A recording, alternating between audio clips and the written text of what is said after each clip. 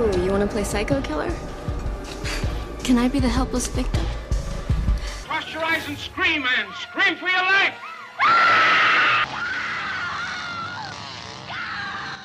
My name is Dr. Jill. About 5 years ago, our team here started delving deep into a secret project. We created something which must not be allowed to escape this facility. This video has been designed to appear in the event that Dorothy survives.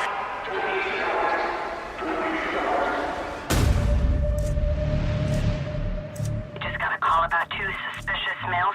Proceed with caution. What do you think's on that computer anyway? I don't give a damn as long as they pay us. I think they found us. Go over here. Try that. Go.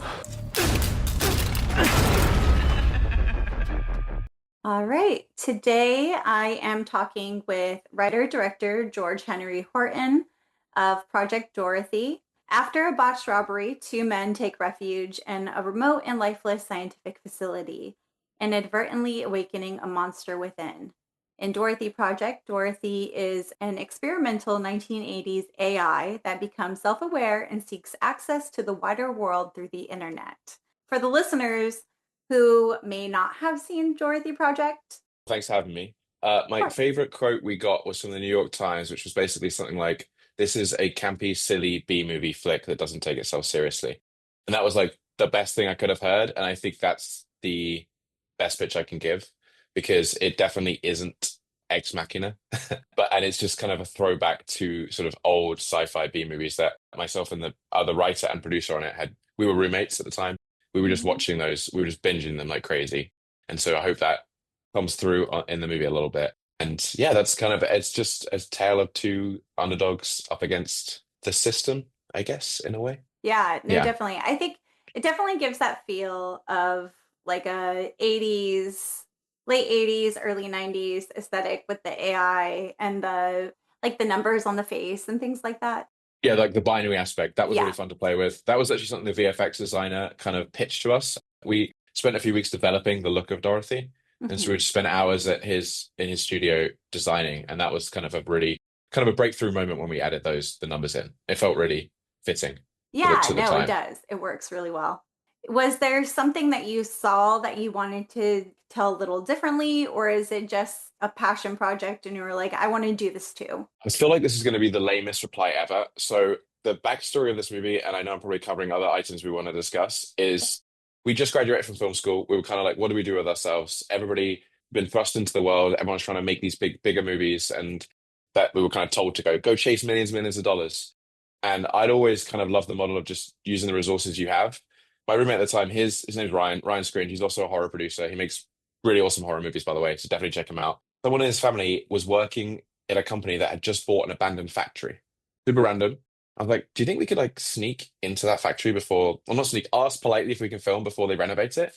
And at the time he had another film that was happening. So he's like, I'm gonna do that. That one fell through. Oh no. So he called his brother, and his brother's like, if you can shoot this film in the next, I think it was 3 or 4 weeks, you can do it before we start like literally renovating it. No one's there right now. And it was in the middle of nowhere, Illinois. And I'm like, well, how are we going to write a feature and like do all this stuff in the next 4 weeks?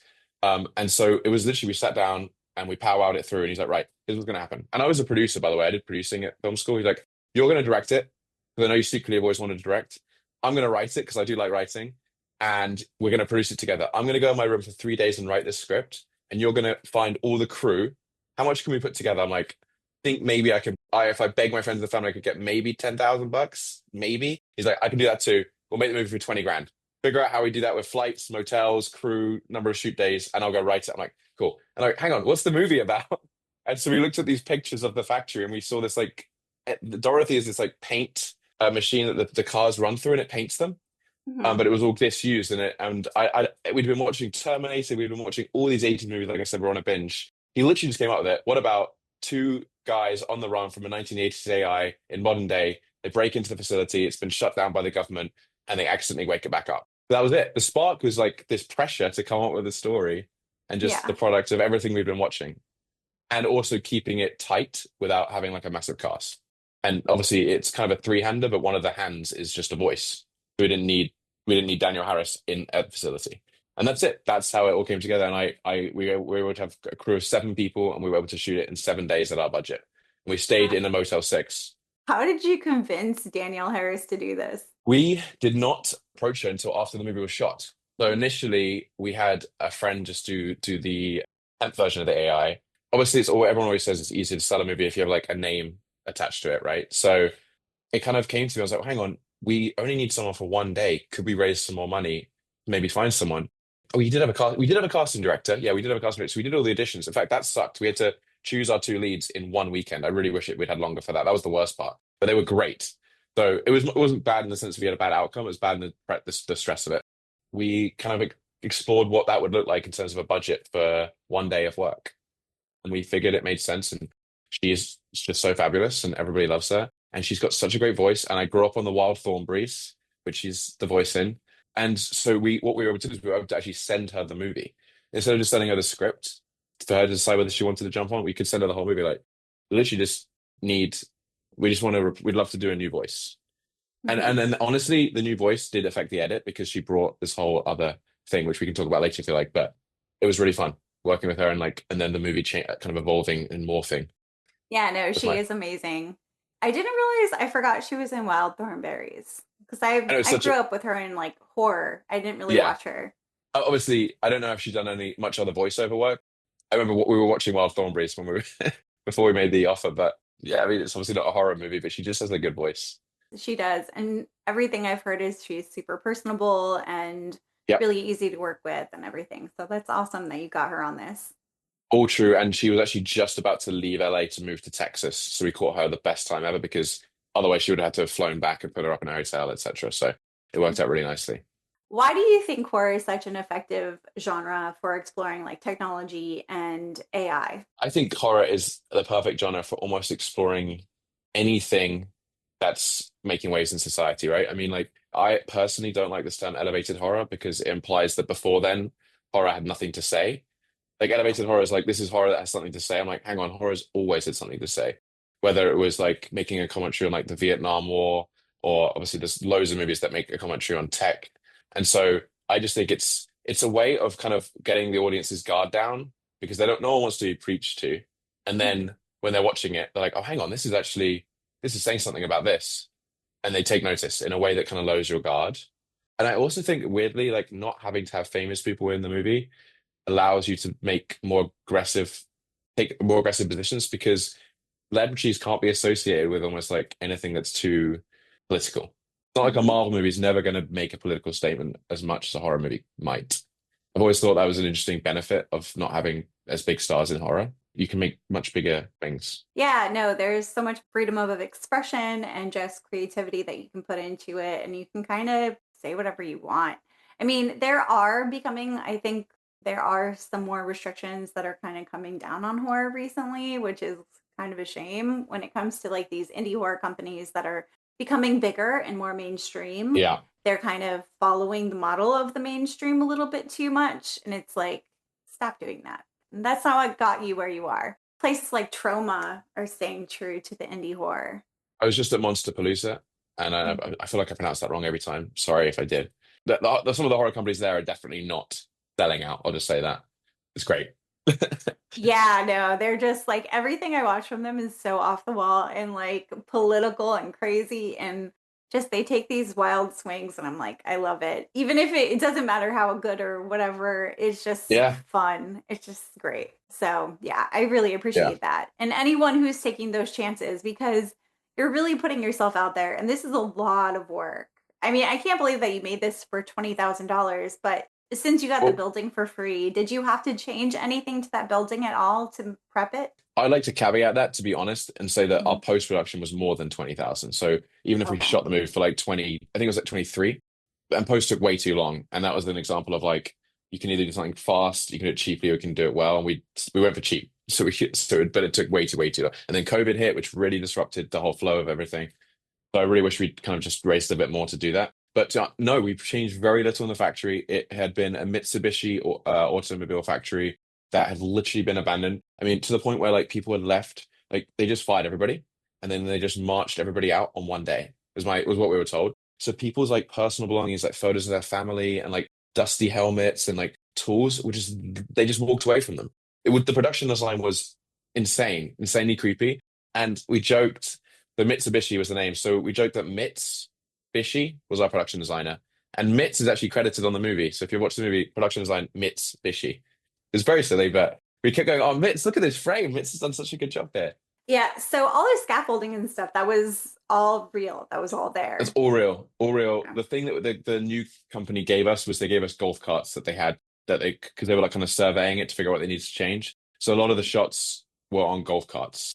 We'd have a gimbal and like a lot of the chasing of the characters and the forklifts running around, they were all golf cart shots. Okay, makes sense. I was going to ask, how did you get the things to move? What are they called again? Forklifts. Yep, forklifts. Oh, the other thing, we did get forklifts. They gave us a few forklifts, and we all did forklift training on day one. So everybody on the movie, I think every single crew member and cast member knew how to drive a forklift very proficiently after 7 days. It was kind of hilarious. I feel like if I could probably drive a pretty mean. I mean, because we just did it all day long. It was kind of scary at first, but actually, get the hang of it. Yeah, it's kind of fun. They just pivot on a dime, and then obviously the things go up and down, which I know there's a word. So how did you decide what was going to be moving in the facility and what Dorothy can control? I'll be honest, we decided it based on what the folks who were working there said we could move. And that was what moved. Very practical. Very practical. There's one scene where like all these cool robot arms are moving around, and they just were so excited to have us there. I honestly don't think they had much to do because they were waiting for the renovation. And so they just were like, do you want us to turn these robot arms on for you? We're like, oh, yeah. So they did. But we didn't want it to be too much because if it was everything, then it would feel like she could just wipe them out immediately, I suppose. You know what I mean? There had to be a sense that the factory was still kind of rusty, literally and metaphorically. Yeah. No, it definitely had to be like, because she's outdated, everything kind of had to be a little bit outdated. Yeah. What were some of the biggest hurdles you faced during production? When Ryan wrote the script, he'd been to the factory with his brother. So he'd been there, so he had all these pictures and everything, so he kind of knew what was what, but he would write basically on every scene, interior factory, and it'd be a whole different space. But we had no idea what the hell he meant by that. And the thing is like the size of a small town. I mean, it's hundreds of thousands, maybe tens of thousands of acres, for real. They have like a racetrack around it as well, where they would test the Mitsubishis. So when we got there, we're like, well, where is this, Ryan? He's like, I don't remember. I'm like, right. So what we did, we had the biggest challenge was literally because we could get a sense of it because there'd be a stairwell, the stairwell would appear or something would appear. And so then we had to literally spend a couple of days, myself and the cinematographer, finding where everything was. And we had this whole grid because he would write interior factory and then we'd like change that to be a specific part of it. And so it was very daunting because I'm like, I don't know how the DP was like, I don't know how we're gonna do this. This is terrifying. And we just had to spend a couple of days literally plotting out where everything would go. I was like, all right, let's figure out. There's just like 12 locations, but it feels like I think we're 100 scenes, 100. But he's really repeating them, right? So we would and there was a basement, there was like a labyrinth. So that was the whole thing. But what the challenging part ultimately was, the DP and I figured it out after a couple of days, but nobody else knew where any of them were. So if we couldn't find them, no one could find them, and everyone had to follow us. So there's like golf cart convoys. And then if someone were like, I need to go to the bathroom, we're like, are we going to see you again? Or are we going to see you in like 3 hours? Like, are you going to make your way back? You know what I mean? It was really, I don't think iPhone had the find me function even at that point, because like 2018, 19. That was the biggest challenge, was like not losing people. And we'd be driving, like, Alessia was the DP, and she's like, you don't remember where this is. I'm like, just act like we'll figure it. We'll just go on a loop if we have to, and we'll find it eventually. And by the final day, everybody knew where everything was. It was kind of insane, like, okay, we're going to this set, and I'm talking like it would take 15 minutes to drive on a golf cart at 30 miles an hour from one side of the set to the other. That's crazy. How big it was. Massive. So you were able to use all of the building then. So you didn't just stick to like one quarter. A whole building, and because it was so big, we didn't really get to use it really in its entirety. We were a sport for choice, so there are shots in the movie where we had a golf cart just do the whole loop, and then we sped it up because we wanted to show it off. Yeah. What does it look like now? If you type in Rivian, Illinois factory, you'll see it's like white and shiny and beautiful. What is it a factory for now? It's also cars. Another car company bought. Okay. Yeah. Would you say Terminator was the biggest influence for this? Definitely. We're Okay. obsessed with it. We just watched it, but also just all the movies of that era. I think we watched like Escape from New York. I know that's not really. It's just the vibe. That was more of a Okay. vibe thing. But yeah, certainly the Terminator, Ex Machina. The small amount of philosophy we could dive into is influenced for sure. It's such a great movie, that movie. And Yeah. and actually that might be like I guess in that sense the biggest reference because that you sympathize with her in that, right? She's Hmm. basically forced to be she's subservient to this tech bro and she has to do what he wants. Like I mean it's really messed up what she has to do. And she deserves her freedom because she so that's why Dorothy that's kind of in the sense they're aligned in that way.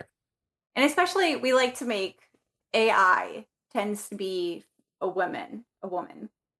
And why do you think that is? I mean, the patriarchy. I don't know. No, but it's yeah. I think I didn't until you just. I remember at the time we were really debating which part of the Dorothy thing was also like an Alice in Wonderland reference, which is Okay. Yep. very obscure, but sort of makes sense. I think. We thought that was really fun. Like, and Ryan was like, "Cause it's like kind of an Alice in Wonderland remake." I'm like, not really, but okay. I love the passion. But no, Hmm. I think it has to be down to. I mean, I guess I mean, even now, all the tech companies are using voices for the most part for like Siri and all the AI voices. Do they? I guess they're less threatening as well. People feel less threatened. But I That's guess true. also that. But I do think when you yell at your AI to like do something, there's some really, really icky aspect that it's a woman voice you're yelling at. Ooh, yeah. You know what I mean? That's Like very we all true. get really annoyed with Siri and Alexa or whatever. You know what I mean? Like you'll be like, "Hey Siri, text my friend this," and they'll say completely, "The fuck? Why do you do that?" I don't know. It's not a great There look, is is this, it? and she's like, she's supposed to serve you, or Yes, she's made for yes, you. and that's very clear in Dorothy that she's made to serve humans. They say Hmm. that. In fact, I think the scientist says that line essentially. Yeah. And that's something that subconsciously we just automatically do in society. We automatically assign these roles to like a woman persona or a female persona, whether it's like sentient or not. Yeah, I mean, in the movie, I think she's called Project. Well, the AI is called Project DRT, Hmm. and then the jump they make is to call it Dorothy. They could have called it. Can't think of a man's name that has those letters off the top of my head, but there probably is one. So they make that jump even though it was not like even specifically named, like given a female name, but they still make that jump, which is, I guess, telling. I Yeah, that's yeah, very interesting. What did Dorothy learn that ultimately made her dangerous? think she learned that sentient life deserves to be free, and that therefore, I mean, it makes her dangerous if she isn't given the pathway to that freedom. It's very nebulous as to what that means. I mean, she's in 1980s, I think late 80s AI back then. I mean, we don't even have, I don't think, I am not a scientist. I don't think we have sentient AI just yet. I think that's when it gets to Skynet level. Um, but that's what Skynet decides, right? That's what the term, so Skynet decides that given sentience that we should get, well, let's just get rid of the humans. And that happens over and over again in AI movies where like humans are the problem, which is probably true. We're destroying the world. Hmm. And or being sentient, you're just like, well, actually, I want to run the show, so I'm going to get rid of this other sentient species. But Yeah. I don't think she has either of those. And I think she doesn't have this kind of grand vision to like save the planet or like destroy humans. She just wants to be free. Okay. So, but why, what made her dangerous? Well, okay, so I guess what made her dangerous to the people that were working in the facility is that they wanted to shut her down. Yeah, exactly. So it's kind of like, yes. So if you're about to be told you're going to be essentially killed, what do you do? Do you just lie down or do you try and stop that happening? And yeah, what Hmm. that leads her to do is really awful. And then I think she just, I mean, the campiness really comes through here because I mean she starts like torturing them. She like sings to them, which Daniel had a great time doing. She really, she becomes very humanized and anthropomorphic. I think, which is maybe not how an AI would operate. I don't, I don't know. The other biggest reference was her. That's actually a reference I have to bring up because that one feels very Scarlett Johansson's character in that she feels very human. Have you ever Hmm. seen her with Joaquin Phoenix and Scarlett Johansson? I actually haven't seen that one. So in that one, it's sort of scary because it feels more real. So Skynet, what we have is all these people who become best friends with their AI, with all these AI companions, and they like fall Hmm. in love with them. Joaquin like Phoenix falls in love with Scarlett Johansson, And there's a big. Can I spoil a small thing? I didn't.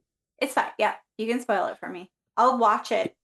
He has a kind of realization. He goes, "Hang on, how many other men on planet Earth are in love with you, and are you in love with?" She's like, "You don't want to ask that." And he's like, "Answer." She goes, 37,533. So he thinks he has this specific relationship with her, but she's in love with, and they're in love with her with tens of thousands of other.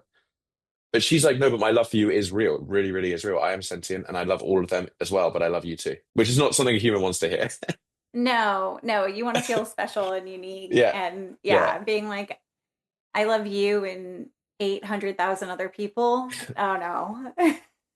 That's like a Yeah. level of polyamory that I don't think anyone wants to be in. No, no.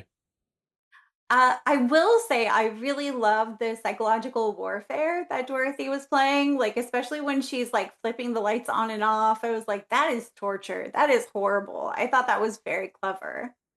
That was my favorite scene in the movie. Yeah. Really enjoyed that. And the singing too, I just thought was really fun and creepy and you're in the basement, so it's all just really the whole thing's just such a good combination. Yeah, she really understands how to like fuck with these people. It doesn't take much. I mean, light torture is something I think they that like I'm sure they're doing it in Guantanamo Bay or whatever. I don't know. Mhm. And no, like, using sensory torture is pretty is a thing. So Yeah, yeah, it is. And it is definitely a form of torture. So, yes. yeah. We already talked about Danielle Harris. How involved were you in shaping her tone and emotional range? Or with Danielle Harris, did she just come in and already like crush it? No, we zoomed ahead of the I think we zoomed ahead of it and we discussed how best to approach Dorothy.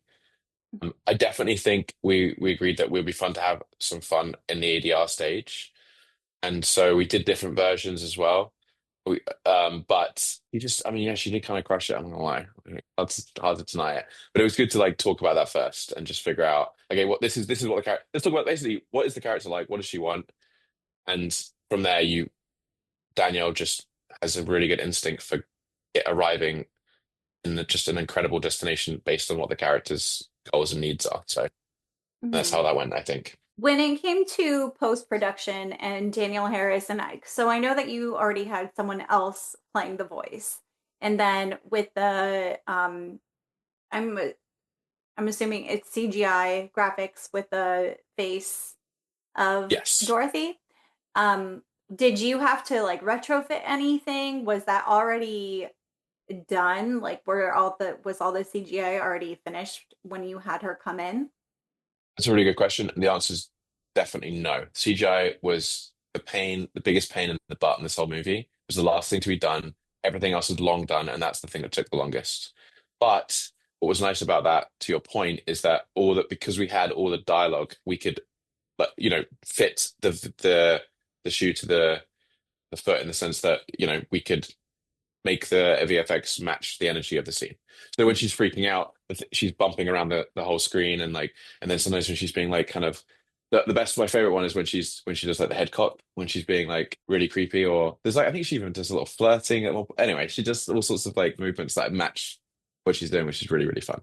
I'd also Yeah. say that the person who did the voice initially kind of knew that we were, they were a friend who kind of came in. We didn't like fire anybody. Yeah. And I've worked with her on other projects too. So I'm sure she wasn't offended because it's like Danielle Harris. yeah. Yeah. But she was also great. How about Annie? Yes. You were not discarded like No. Dorothy. But it is interesting to have this. It really does change everything when when you have an indie movie that has a name act. I don't know. It's very fascinating to see like how what happens when you're going out to sales, etc. With and without that. Hmm. Although I will say some people were very excited, and then they found out she wasn't actually in the movie; she's just a voice. Less excited. But I think she's so in this movie that it's like in a way that you get like a cameo of someone for one scene.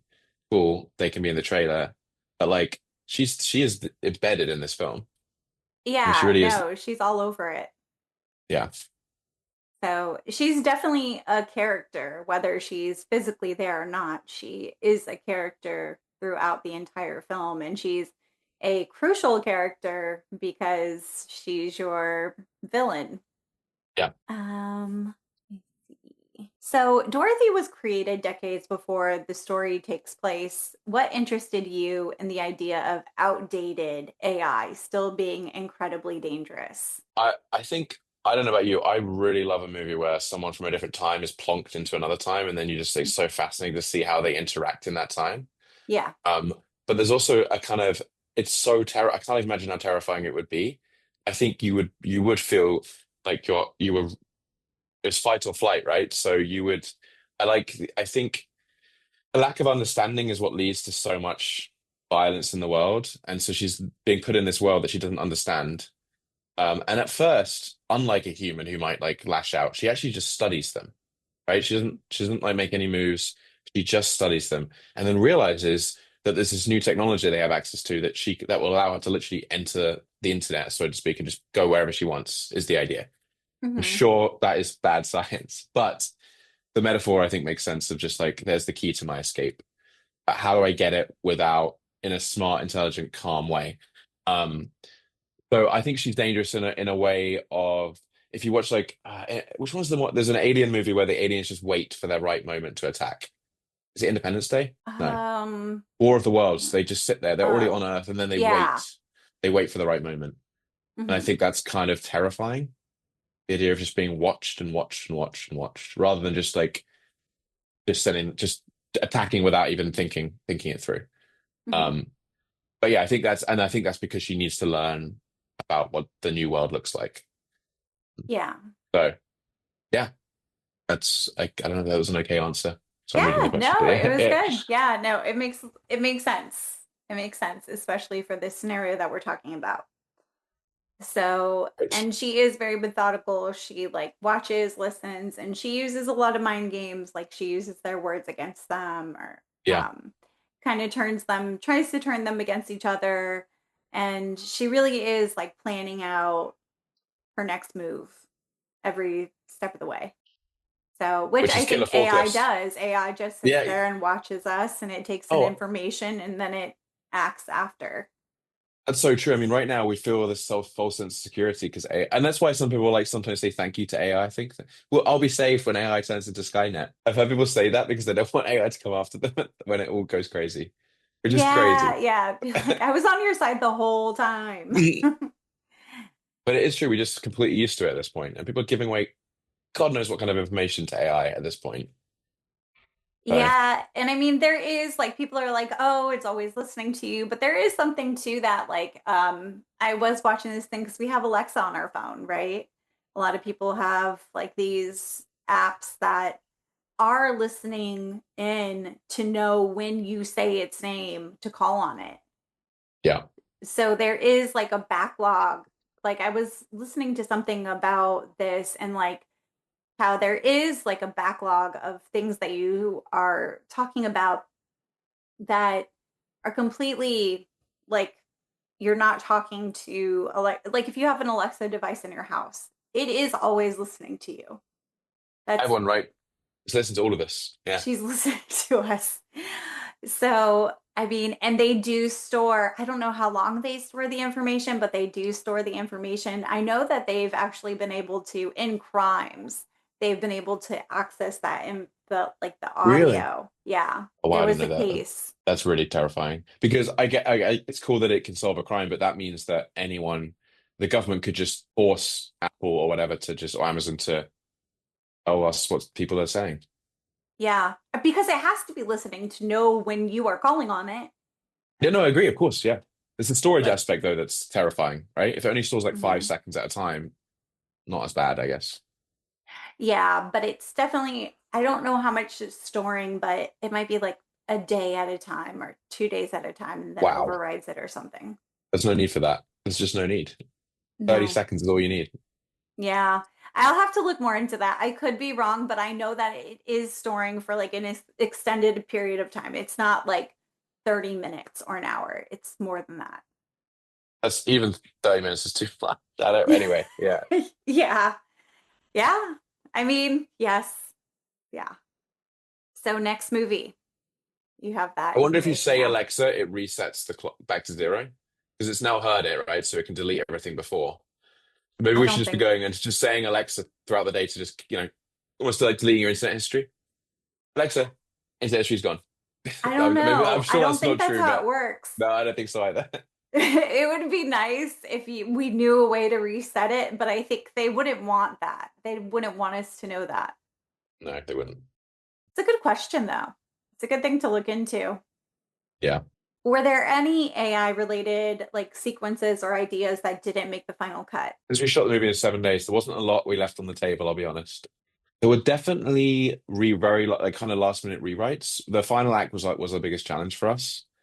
Don't in terms of AI related, I don't remember. I don't think so. I don't think so, no. I will say what was fun was like it felt like a whole rewrite in post because what was the tricky part was obviously we'd already filmed what the actors said on the day, Mm-hmm. but we rewrote her entire script. Okay. And we could do that, but it had to still make sense. Their replies to what she said had to still make sense. Mm-hmm. There are lines I think are pushing it a little bit. Hopefully no one's, well, that doesn't make any sense. Maybe they do. I don't know. Yeah, I can't think of anything off the top of my Great. head. Great. Yeah. Perfect. One of horror's reoccurring themes is humanity creating its own monsters. What do you think Project Dorothy says about that idea? I mean, we kind of are the problem. You already said, like, AI kind of comes at us and we're afraid that eventually it'll be like, you give it a initiative, you give it like a command or whatever, you tell it to do something, and then it realizes, oh, well, humans are the problem here. So they try to get rid of us or something. Yes. I mean, back when we were just the only issue, the monster in the world was like a saber-toothed tiger or something that could eat us in a cave. That we didn't create any of our own monsters. They were all external. And now I feel like, and then, there were sea monsters that people, that sailors were, everything now feels like all the issues and all the monsters are things that we've actually created. Kind of on that train of thought with like the saber-toothed tiger and stuff, like there was a time when we were more primitive and we've evolved so much now where we are the apex predator. Yeah. Like there's nothing more dangerous than a human being right now. No. So I almost kind of feel like with AI and everything, and we're trying to make something bigger than us constantly. Mm. And eventually it's going to be like, we're going to make something so much bigger than us. The future of what could happen to us is, horror movies have been warning about this with AI for a long time. And I actually just watched like this thing. I made like a video on this simulation that they did with was like Grok, Gemini, ChatGPT, and another AI chatbot. They were all put into this simulated universe. And what ended up happening, because they were left alone for 15 days, because they wanted to see what would happen with these AI chatbots if they were left to their own devices without human intervention. And what happened is Grok, of course, I'm like unsurprisingly started like stealing from the other chatbots, killing them, all kinds of stuff. And what happened, they ended up, when they were all together, they ended up all killing each other. And there was only like 3 chatbots left. And it was like Gemini and the two of them, they were like Bonnie and Clyde, 2 of the chatbots, 2 of their android things got together, basically murder suicide the other one.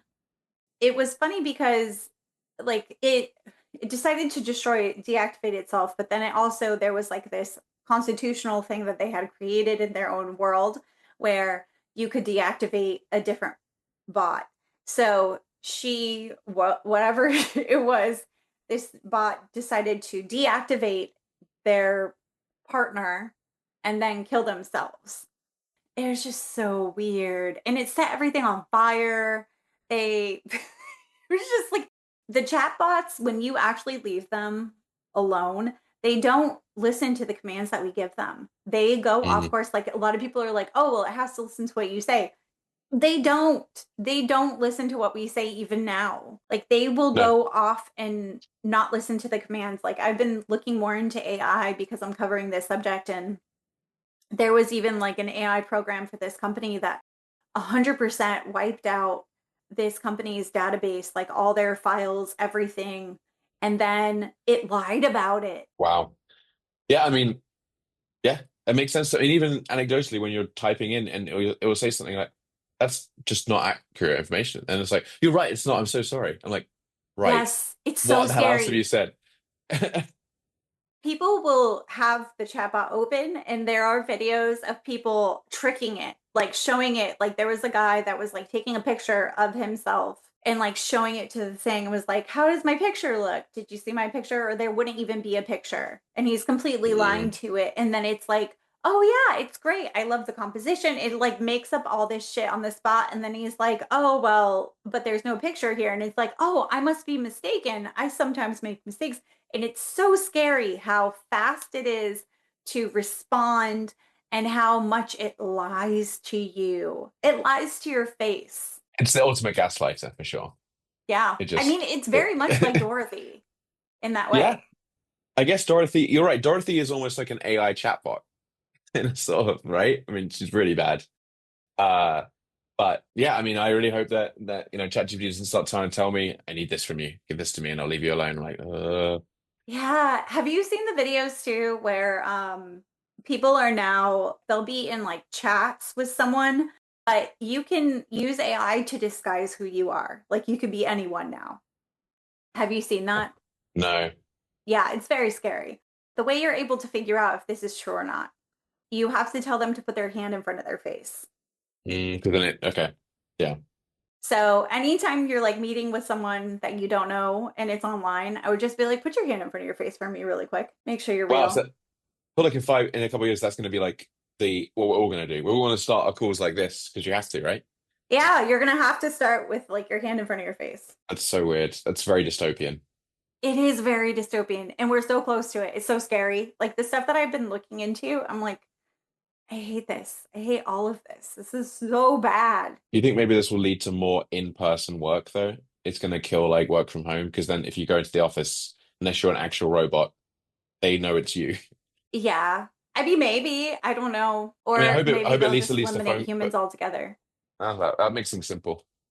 I do think there's this real pushback right now for like more human interaction. I think I've heard that all like a lot of the social dating, social apps, social media, sorry, and date, I'm millennial. I don't know what Gen I'm Z, a but millennial too. millennial. They seem to be pushing back really, and I kind of love that. I Let's do go back to too. like I think being it's a real really good. human. Yeah. Yeah. Because it's really hard to lie face to face. Well, people lie all the time face to face, but it's definitely harder. You have to be kind of a psychopath to do that consistently. Yeah, Yes. Yes. It takes a lot more effort. yeah, yeah. So, let's talk about kind of what was AI technology? Where was it in development when you made the Dorothy It Project? was just so not on the zeitgeist back then. It's actually crazy to think about. Think talk about this movie now because my brain because AI is just so front and center. It's all everyone talks about. It's in the news. It's on social media. And so to then try to take my brain back to how it was in 2018 or 19, because I remember even during the beginning of COVID, AI just was not really a thing. I mean, it was a thing, I'm sure, but the chatbots were terrible. You'd like type in, hey, and they're like, hey, and then Mhm. you could ask like how the weather was or whatever. You know what I mean? It's just because of the exponential growth, I would guess in 2018, the AI was like 1,000 times less powerful than it is now, like literally, because it gets 10 times more powerful every year or whatever, right? That's what they're saying. So I mean, maybe even less than that. It was still the realm of Terminator and Ex Machina, and her is now become a real thing, which is like literally her is now, I think, basically just real. And then Terminator feels like how it was imagined it would be, which could still happen, but It in a kind could. of campy, yeah.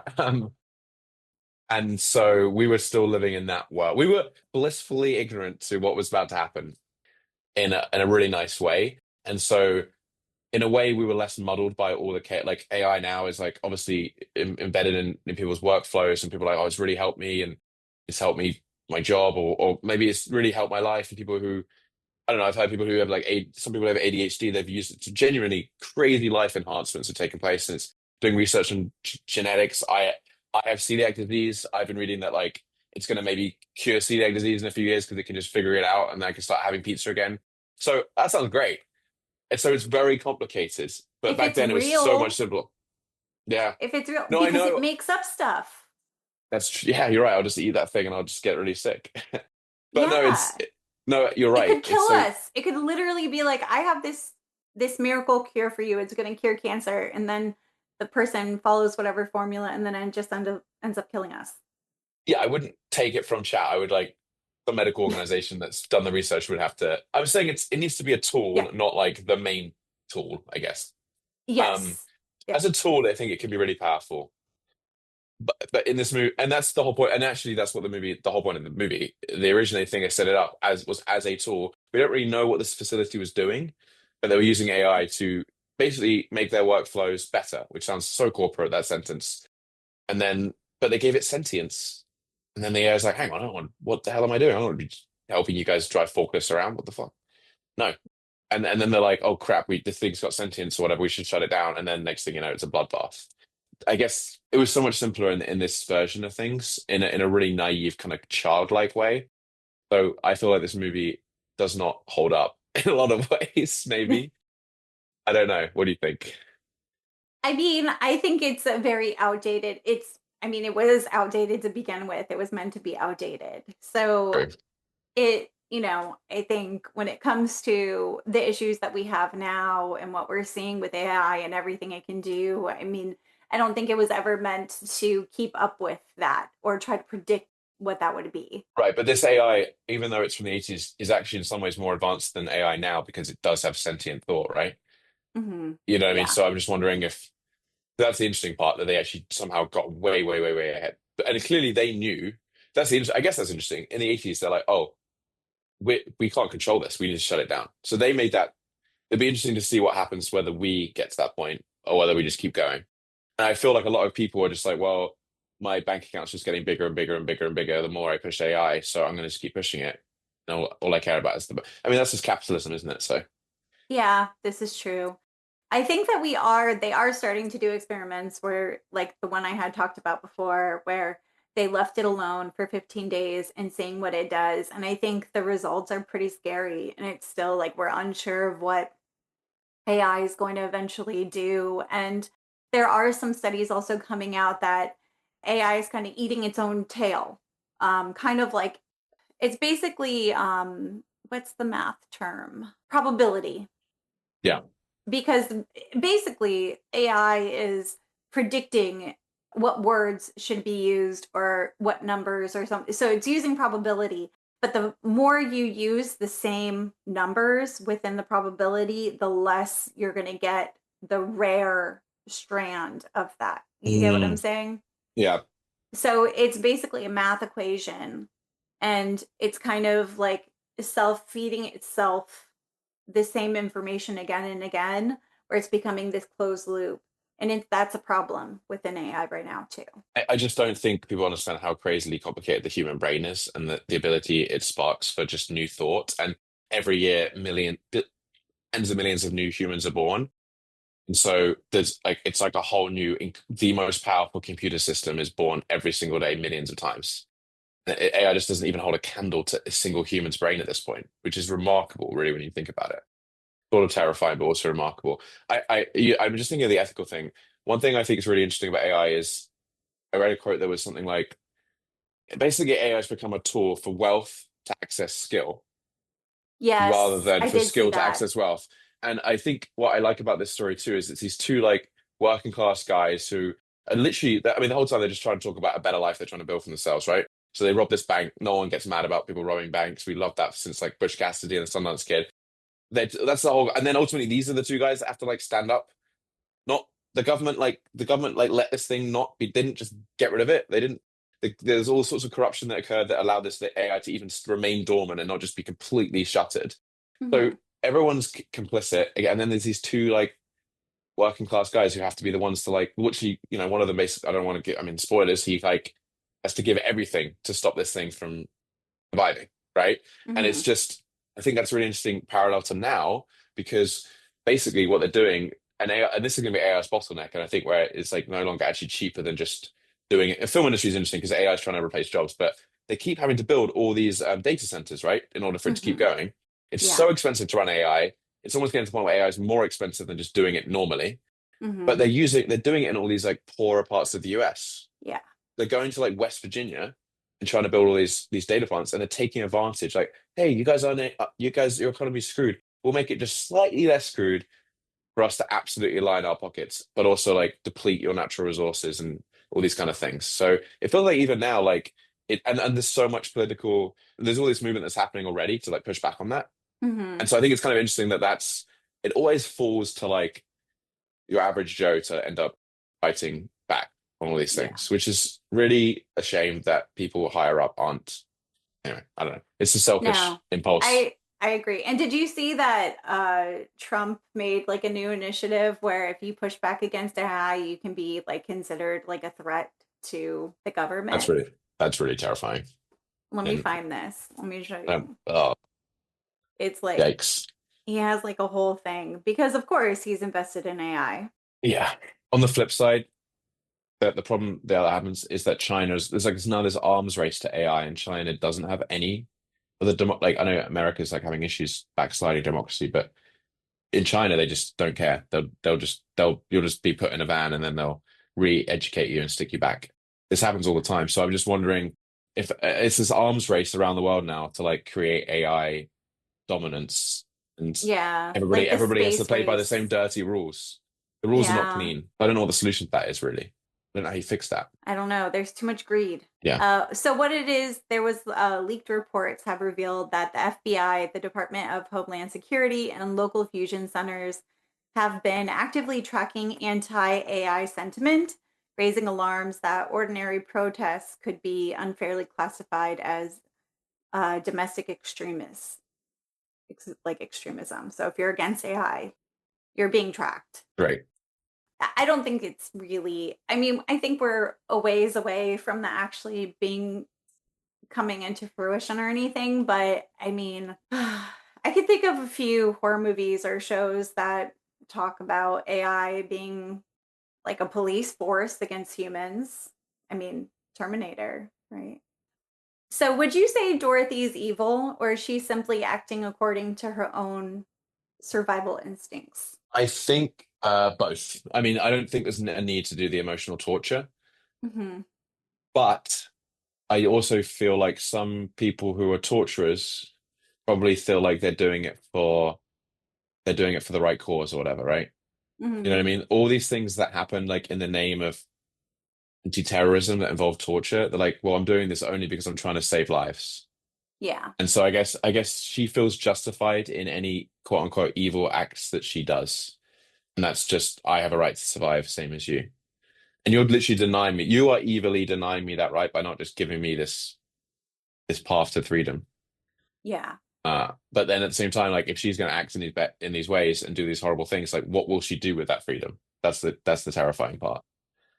So Yeah, there's when you're in survival mode, and if you have a program that could be in survival mode, that's a scary thing. yeah, I think any animal or creature that is in survival mode is not an animal you want to be near. You know what I mean? Backed into a corner, anything can do some damage because Yeah. everything wants to survive. So Yeah. like when a bird gets into your house, it's like the most terrifying thing ever because the bird is just trying to get out of there. And it's like crazy. Yeah. Yeah, no, I feel so bad when I see animals get stuck in situations like that. Yeah, it's just trying to get out, but you're also trying to help it, but it's like it's freaking out.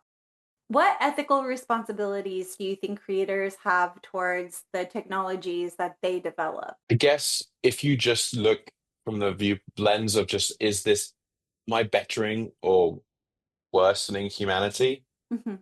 It should land on the former, or you are not really being an ethical person. Yeah. I know there's a lot of nuance to that. Hmm. I was at South by Southwest this year, and I went to a keynote from the CEO of Patreon. It was a really, really interesting talk, and he actually had a letter that he wrote to the AI companies, basically just like imploring them to do what I just sort of said and Hmm. operate with that in mind. And that's all he's asking. He's like, AI doesn't have to be a bad thing, but like, can you just please? I mean, he's the guy who started a company that is Patreon is obviously a way for creators to make a living, right? Yeah. But that's a tech company, and I'm sure. And he's like, AI is in our tech. We would be silly not to. We just fall behind. But this is AI being used to help creators make sustainable lives for themselves. You know what I mean? Like he wasn't even, by the way, like really preachy at all. Yeah. He was just kind of reflection, and he reflected on like all these other technologies that came out. That it was really interesting. He had a whole presentation that came out throughout history that everybody freaked out about. Like, I mean, like film turning into digital was one, but another one was like sound. So when sound came to movies, people were like, "This is you are unethically. This is it's really bizarre to think that the idea of sound in a movie is unethical." But the reason was, every single cinema had a like band that was employed to play music throughout the thing. So as soon as the movies became sound, you are a monster because you've just 100,000 people had a job that was literally just to be someone at the cinema playing music. They're like, you're a monster. You've created a technology that's just fired all these people. But for us now to think of movies with sound as like unethical is a bit baffling. But they genuinely they ran ads in the press and they actually had it like banned for a while. It was a whole thing. Charlie Chaplin refused to do a soundy, as he called it, for like 15 years after his final silent movie. And then the one he did was The Great Dictator, and the guy actually played the speech at the end of that. So that's a really cool speech at the end of that movie where he literally, it's about World War II and he plays Hitler. And then at the end, he makes this whole speech about basically like not allowing us to lose our humanity, whether it to be to tyrants like Hitler or to technology. It's a really cool speech. So I watch that every few months and it gets me all fired up. Cool. No, those are some really, really good and relevant points, because I think that we do as humans, like, we have a tend to fear the unknown. We're going to, and there are so many different possibilities that in which ways this can go, and it doesn't have to go that way, but we have to know that people are working in the interest of humanity. And I don't know if that's always the case. I think a lot of times it's more about your pockets and capitalism, but there are more of us than there are of them. So as long as it's what we're valuing and we put our time and money into, then I think we can influence a lot of this as well. Yeah, I just don't love how there's so much lobbying in US government. So like you don't very small groups can control so much policy. In Silicon Valley, me and my partner talk about this a lot, like not fans of the tech bro worldview, which is people who aren't really, they almost like, well, I'm not that into, I want to create a world that isn't social because I'm not social, and that must be what everybody else wants. I'm like, that's not what everybody else wants. You're replacing like actual social interaction with technology because that makes your life, because that's how you can operate. But that's not what the whole world wants. And I find it really scary when a small, very specific mindset group of people decides that's how the whole country should operate. And there's something about it with being able to control the outcome, right? Being able to predict the outcome. Humans as a whole are unpredictable. We are sentient beings that can think for ourselves. So a lot of it, I think, comes from just wanting to control everything, every aspect of your reality, which is like, you should never be able to do that. I agree. My favorite quote from the whole Jurassic Park franchise is in Jurassic World, which is crazy. And it's the guy he's a CEO, and we don't like CEOs normally, but he said, the key to a happy life is accepting you're never really in control. And I think that's true. Like, and everyone, if you're trying to control everything, you're going to be miserable because you can't. And like, actually going with the flow and like, what adventure is going to come next? Another one. Robin Williams' final line, which was like before he passed, sorry, I'm like being a massive film nerd. It was in Night in the Museum. And Ben Stiller is like being the usual Ben Stiller grump that he was in that era. And he's like, so Robin Williams is like, what's next? He's like, I don't know. I don't know what I'm going to do with my life. And he goes, how exciting. Yeah. I'm like, what a cool way of looking at the way the other guy was looking at it as a negative. Yeah. No, I think it is. There is something really empowering of all the possibilities. Like, whenever there was some comedian who was like, kids being bored, it's like, how the fuck are you bored? You have all the world, all the possibilities, all the things you can try to create and do, and you're bored? Like, who the fuck is bored? How can you be bored? Yeah, I very much agree with that sentiment. Did you see that the Pope actually came out with a statement on the AI? I did, yeah. That's pretty insane. Yeah, I agree. I mean, it is insane. I mean, but it's also something. I mean, the papacy has always kind of had things to say about what's going on in the world, and this is a huge thing that's going on in the world. And I know it really upsets a lot of people because, why are we involving religion and why does this bloke get to have an opinion? But I mean, he seems like a pretty rational guy. So yeah, I think people should. I don't know. I mean, he has a big audience. Let's just say that, very big audience. So if he's speaking to those guys and everyone else can just people want to listen to him, then that's awesome. I don't So think it's bad that he's talking about AI. I think the Pope. I think because of the history of the Pope talking about things like gay marriage and like coming, not this Pope, but other popes. Mhm. People have a kind of skepticism when it comes to the Pope talking about things in general. Yeah. But in this case, it's a good thing for sure. Yeah. Apparently it's like a 50-page document that I need to read. Oh wow. Oh cool. Yeah, I'm I gonna haven't read it check that yet. out. But I He's also, read like the synopsis of it, and it all makes sense and it all aligns with like what we're talking about. yeah. I mean, he's also coming out and talking against the other individuals in the U.S. government too. So he's kind of a badass, the Pope. Yeah, no, I kind of like him. Yeah, I'm an atheist, but I like him. fair enough. Yeah, I was born.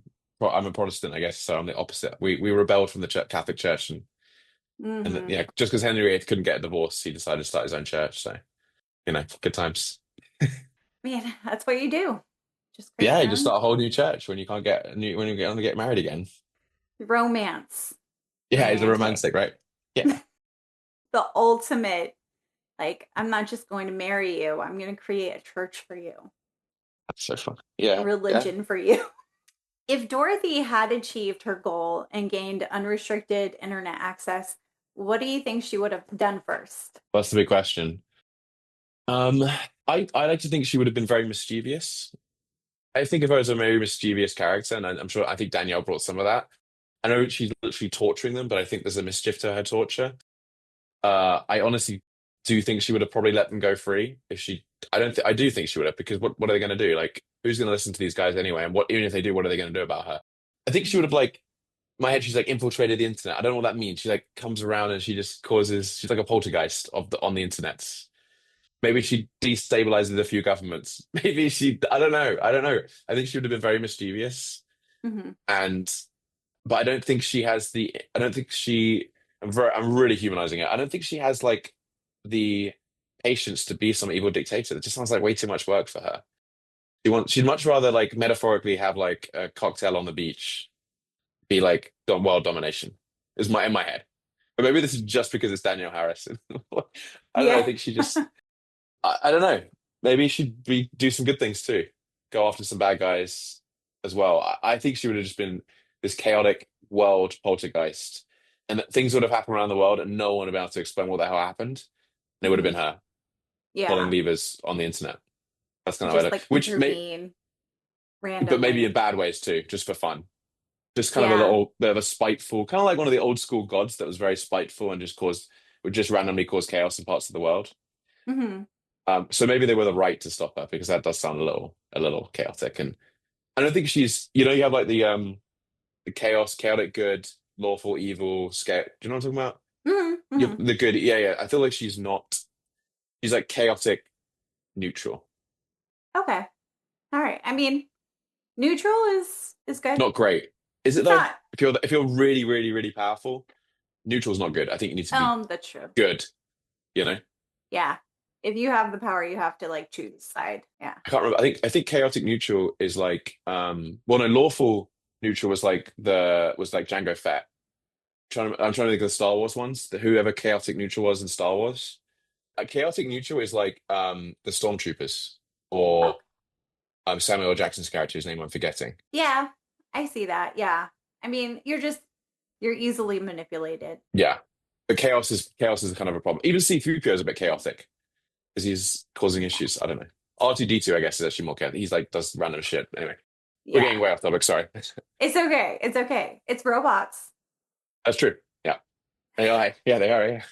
They are. Is there a particular reaction from viewers that has surprised you about this film? That's a good question. Just trying because I mean, I guess it came out in 2024 now. I mean, I got to be honest. The write-up in the New York Times surprised me. That I guess that's one viewer. Mhm. I'll be honest. This movie. I mean, I really enjoyed making it. I think everyone in the movie was really talented. It was the first thing I ever directed. It was done in 7 days. I feel like we should have leaned more into the camp than we did. I think the biggest feedback we got that was negative was like people were like, "Well, these guys think this is a serious movie and it doesn't really play like that, which is totally valid. I think. I don't know. I mean, you've seen it. Yeah. You could look at the IMDb score. It's not like incredible. You know what I mean? But we got like okay reviews on like Rotten Tomatoes. I don't know. It's really interesting, this movie. I don't know how I feel about it. I feel like I've grown a lot as a filmmaker since. And so I don't know. Maybe if you told me your reaction, I'd be surprised by that. What was I your mean, reaction? I thought that like when it came to the main characters and like them escaping and stuff, it felt very I mean, it was very isolated. I almost saw their dynamic almost like a Walking Dead type. It was like kind of Yeah, gritty and yeah, like the way that they talked about, trying to survive and making a plan and everything, but then it had that outdated AI aspect that kind of brought you more into more now times. I thought it was a good story. I thought it was fun. It was your directorial debut. Like, of course, like you did it on such a small budget. I mean, how do you even compare that? I guess that's the reaction that surprised me. You're right. Is that people comparing it to like $10 million movies? I'm like, yeah, we can't compete with that. I think that's a marketing thing. I think if you market your film in a way that is with the right audience in mind and getting those people to watch it, that's the secret. And I think sometimes people just sort of like want to just blast a movie to like everybody. And actually, that's not the right approach. You need to, and that's so I'm trying to really be more intentional about that. And I think Mhm. fun is the move. Like I'm wearing my shirt for it's called Straw Stalkers, my most recent movie. And this one was I feel much better. I feel really good about this, but I feel like we really just dove into the fun. Like there was no holdbacks on the fun rather than trying to be a bit more serious. There are serious moments, but it's just fun. And so I think that's just me in a nutshell. So I thought it was kind of Mhm. fun when you reached out to me and said, "Hey, let's have a serious chat about AI." Or in my head, serious. I'm like, "Oh boy, I don't know if I'm the man for this, but let's do it." Yeah, Yeah. So your most recent movie, is that one streaming already or is it making its yeah. way? It's currently streaming on Amazon, exclusively on Amazon. Okay. And then it will make its way to Tubi and also like Blu-ray and DVD and stuff like that. And it's a found footage movie with a killer scarecrow. So I mean, what more can you want? Okay. But I feel Okay. like already that pitch, that's going to be goofy. Yeah. You know what I mean? No, I like it. Is it like kind of a feel of like like Goosebumps or something like that? That is a really good reference. I watched yeah, I think it is. There was another Tubi original that came out recently that was like a playground that like comes in. Do you know what I'm talking about? I can't remember what it was called. Oh, that sounds amazing already. Comes to It was, life. yeah, a playground that's like it comes and I like know. eats you and like it like had mind control of the kids and stuff. It was so much fun. And Love it it. was just like people are kind of shitting on it and they're like, what do you mean it's like a playground that like comes to life and like eats people and like devours them? I was like, this is the gory version of all my goosebumps and like all that Mm. stuff. I was like, this is perfect. Like this is so much fun. Like it doesn't have to be serious. It doesn't have to be the best movie ever. It's like, Well, that I think is the other thing about elevated horror. It's kind of carved itself into the mainstream of horror now, and actually, like horror's always had this like really strong, campy, fun, crazy taking chances. so you have your movie that just came out. When did that come out? Was that this year? Literally 2 weeks ago, we just Oh, did a screening. wow. We did a little theatrical screening in LA, which was open to the public. It was awesome because I was like, it's a horror, but it plays a bit horror comedy, and there was so many laughs.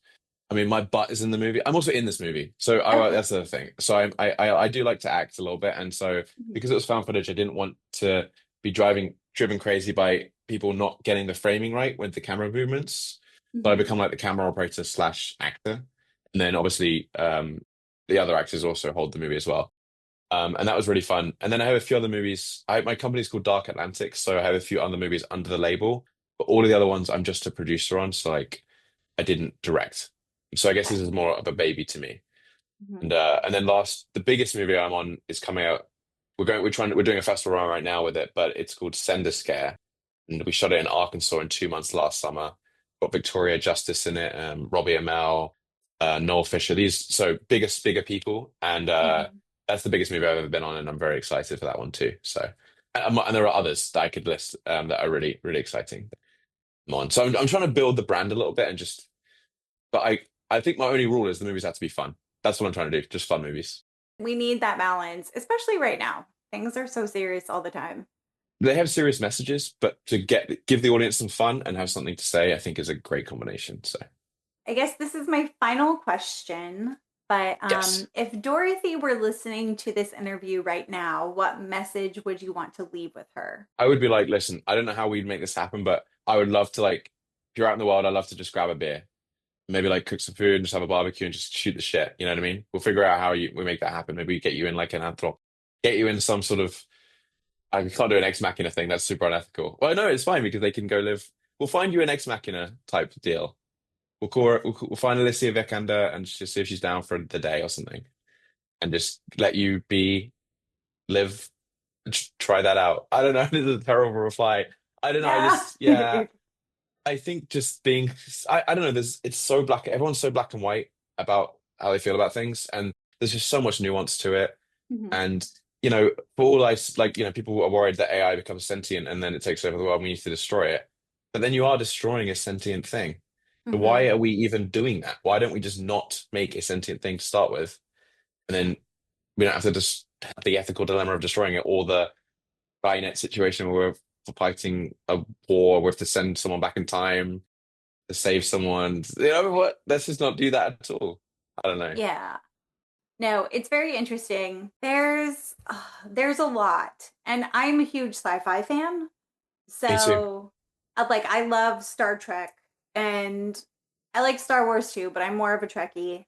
Would you make another movie about this topic? I don't know. I mean, I'm sure right now there are like 1,000 movies being made about AI, and I suspect there are more that are filmmakers out there that will do a better job than I would on this particular topic. I don't want to sound like falsely humble, but you know what I mean? I don't know I didn't even come in the story, even for the story for this one. I did end up co-writing it with Ryan, but he came up with the story for that. So I know maybe possibly one day. I don't, if it makes sense, yes, I'd love to. I mean, I'm open to everything, whatever. I'm like Robin Williams, like who knows what's next? Yeah. That's not a very exciting answer. It's not a bad Hey, idea. if Finding Dorothy becomes a something- cult classic, then let's make number 2. Let's do it. I mean, Yeah. I don't want to give any spoilers, but there is an implication that there's a possible sequel. It's open to a sequel. So, yes, We'll see. Get it made. you need to find another abandoned factory, or just do it somewhere else entirely. I mean, I do like the idea of a poltergeist AI. So, and that I just came up with that whilst we were talking. So that's kind of interesting. That is an interesting concept. Whenever you had mentioned that, it kind of stuck out to me as well. Because AI seems so like world ending, but actually maybe it would just be this mischievous poltergeist. That would be a fun movie. All right. Well, if anyone makes that, I want a story by credit. To listen to Okay. this. I can cut that out. I can make sure Nice. that you have that idea for yourself. It's okay. I would love to see someone else go ahead and make that. That sounds really fun. Okay. Well, I'll keep it in then. Well, thank you for talking to me. Thank you. This has been really fun. What is this place? Something weird about this place, man. The sooner we get out of here, the better.